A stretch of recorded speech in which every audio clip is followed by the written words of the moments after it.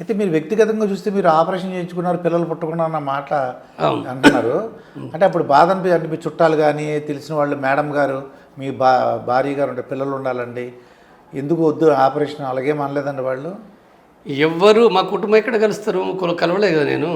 ఎవరో ఒకరో ఇద్దరు కలిసిన కాడ చర్చ వేరే, కానీ మా కుటుంబం కలవలేదు. నేను ఆల్రెడీ పూర్తిగా డిసైడ్ చేసుకున్నా కదా, అన్ని వదులుకొని పోయినా కదా, పూర్తిగా అర్థం చేసుకుని పోయినాను కాబట్టి నేనేం కదా పిల్లలు కావాలని నేను కోరుకోలే, మా సహచరి కోరుకోలేదు, అలా ఏం లేదు. అంటే పిల్లలు ఉంటే ఇబ్బంది అనా ఏంటండి? ఇబ్బంది కదా, పిల్లలు ఉంటే ఇబ్బంది కదా. పిల్లలు ఉంటే ఇప్పుడు ప్రెగ్నెంట్ అయినప్పుడు కూడా నడకకు ఇబ్బందే. తర్వాత కొంతకాలం ఏంటంటే షెల్టర్లో ఉండాలి, ఏదో ఇంట్లో ఉండాలి, ఎక్కడో కాడ ఉండాలి. దళంలో కూడా జీవించలేదు, 5-6 నెలలు 8 నెలలు కూడా దళ జీవితానికి ఆటంకం అవుతుంది.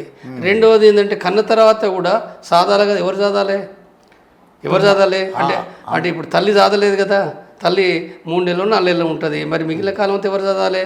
అంటే కని అక్కడ వదిలేసి రావడం అంటే తల్లి లేకుండా, తల్లిదండ్రులు లేకుండా ఆ అబ్బాయి అమ్మాయి ఎట్లా బతకాలి? వేరే వాళ్ళకి ఇవ్వాలి, చుట్టాలకి ఇస్తే ప్రేమలు ఉంటాయి కదా. నీకెందుకు, నీకు ఇల్లే వదిలిపెట్టుకున్నావు, సంసారం వదిలిపెట్టినావు, భూములు వదిలిపెట్టినావు, ఉద్యోగం వదిలిపెట్టినావు, మళ్ళీ నీకు పిల్లలపైన ఎందుకు ప్రేమ? ఈ ప్రపంచమంతా కూడా నీదే అనుకుంటున్నావు కదా, ఈ ప్రపంచ ప్రజలంతా నీ వాళ్ళే అనుకుంటున్నావు. అన్నలు, అక్కలు, తమ్ములు, చెల్లెళ్ళు, తాతలు, తండ్రులే కదా ఈ ప్రజలంతా. ఈ ప్రజల కోసమే కదా నువ్వు పనిచేసేది.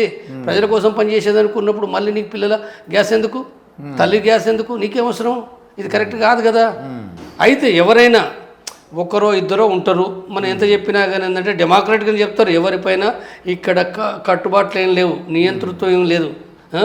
కాబట్టి ఒకవేళ కనుక ఏంటంటే నీకు చెప్పినా నువ్వు వినలేదనుకో, నాకు మనసులో ఉంది, మా అమ్మ అడుగుతుంది, మా నాయన అడుగుతుండు, నేను కని వాళ్ళకి ఇస్తా, నీ ఇష్టం, బాధలు పడేది నువ్వు, కని ఇచ్చిరా అని చెప్తారు, గంతే. తర్వాత కన్న తర్వాత పిల్లగాళ్ళు అయితే నా దగ్గర ఉండాలంటే కాదు కదా.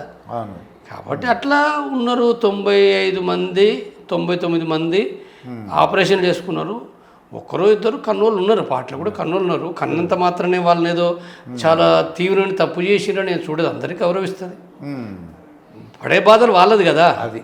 ఎందుకంటే నక్సలైట్లు అందుకే వాళ్ళ పిల్లలు కానీ ఇప్పుడు కమ్యూనిస్టులు చెప్పిన వాళ్ళ పిల్లలు కూడా మళ్ళీ కమ్యూనిస్టులోకి రావట్లా, వాళ్ళ పిల్లలు రావట్లేదు, వాళ్ళ చుట్టాలు రావట్లేదు, ఎందుకో మరి జనరేషన్ లేదంటే ఇప్పుడు కమ్యూనిస్టులు అంటే ఎక్కువ మంది రాలేదనేది వేరే విషయం, కానీ కొంతమంది వచ్చారు కదా. ఇప్పుడు నేను అంటే చాలా ఉదాహరణలు ఉన్నాయి. రీసెంట్ ఉదాహరణ కూడా చెప్పాలంటే ఇప్పుడు గాజల రవి వాళ్ళ అన్న సారయ్య, గాజల సారయ్య ఆజాద్, ఆయన కూడా పార్టీలో చనిపోయాడు. ఆయన తర్వాత ఆయన తమ్ముడు అశోక్ ఐతు అంటే ఆయనతో బయటకు వచ్చే సరెండర్ అయ్యి ఇప్పుడు కాంగ్రెస్ పార్టీలో ఉన్నాడు. ఆయన కూడా చాలా కాలం పనిచేసిండు. లేదా వాళ్ళ భార్యలు, ఆజాద్ భార్య అయినా లేదా రవి భార్య అయినా పార్టీలో చనిపోయారు, అంటే పార్టీలో మ్యారేజ్ వాళ్ళది. కాబట్టి వేరే కుటుంబాలు కూడా చాలామంది కూడా ఏంటంటే కుటుంబాలు కూడా పార్టీలో ఒక దళంలో బట్టి రిక్రూట్ అయిన వాళ్ళు కూడా ఉన్నారు. అంటే ఈ సంఖ్య అంటే వాస్తవంగా ఇప్పుడు బయట ఉపన్యాసాలు కొట్టే వాళ్ళు వాస్తవంగా ఒక విమర్శ వాళ్ళ పైన నిజమే. అంటే ఒక్కరు కాదు, ఇద్దరు, ప్రతి వాళ్ళు కొడుకులు కంపల్సరీ పోవాలని రూలేం లేదు. అంటే వాళ్ళ కొడుకుల జీవితాలు వాళ్ళ కొడుకులే కదా. తండ్రి పోయింది కాబట్టి, తండ్రి విప్లవం గురించి మాట్లాడుతుంది కాబట్టి కొడుకు పోవాలని రూలేం లేదు. కానీ ఒక విమర్శ ఏంటంటే ఒక్కరు కాదు, ఇద్దరు కాదు, 10 మంది, 50 మంది, 100 మంది ఈ నాయకులు తమ బిడ్డల్ని కొడుకులు పంపకుండా పెద్ద నాయకులు సాధారణ వాళ్ళు పోవడం వేరే. ఇప్పుడు సారయ్య పోవడు, సారయ్య తమ్ముని పంపడం ఇది వేరు. ఈయన అప్పటికి పెద్ద నాయకుడు కాదు, గ్రామ సంఘ నాయకుడు. కానీ హైదరాబాద్ లోపట, ఢిల్లీ లోపట, విజయవాడలో కూడా పెద్ద పెద్ద నాయకులు అనుకునే వాళ్ళు, రచనలు చేసేవాళ్ళు, ఉపన్యాసాలు చేసేవాళ్ళు ఆలోచించుకోవాలి. నేను స్పష్టంగానే చెప్తున్నాను, ఆనాడైనా ఈనాడైనా విప్లవం గురించి మాట్లాడే వాళ్ళు మీ కుటుంబాల గురించి ఏం ఆలోచిస్తున్నారు? ఇది కదా. అంటే ఇతరులను ఆర్గనైజ్ చేస్తున్నప్పుడు మీరు ఎందుకు ఆర్గనైజ్ చేయటం లేదు? అంటే మీ కుటుంబాల ఫ్యూడల్ సంబంధాలు ఉంటున్నాయి, ఫ్యూడల్ విలువలు ఉంటున్నాయి, ఏం మారుస్తున్నారు మీరు? సమాజాన్ని మార్చాలనుకున్న మీ కుటుంబాన్ని మార్చొద్దా? తప్పనిసరిగా మార్చాలి కదా. కాబట్టి ఇది ఏదైతుందో వాళ్ళపైన తప్పు. అంటే తర్కబద్ధమైన సమాధానం చెప్పడం వేరు. తర్కబద్ధమైన సమాధానం ఏంటంటే ఇంతకుముందు నేను చెప్పిన అని నేను ఆలోచిస్తున్నా, నా కొడుకు ఆలోచించాలి, నేను కట్టేస్తానా అని అనొచ్చు. నిజమే, కట్టేస్తామా లేదా అనేది వేరే, కానీ కాబట్టి వాళ్ళు మార్చుకోవాలి. అయితే ఈ సోకాళ్ళు వాళ్ళందరూ కూడా వాళ్ళ పిల్లల గురించి అంటే వాళ్ళ పిల్లల గురించి ఆలోచించాలి. సమాజం ఓకే, వాళ్ళ ముందు వాళ్ళ కుటుంబాన్ని కూడా బాగు చేసిన బాధ్యత ఉండాలి వాళ్ళది. తప్పనిసరిగా తను మార్చాలి కదా. కుటుంబంలో కూడా మార్చడం, నిరంతరం ఘర్షణ పడాలి.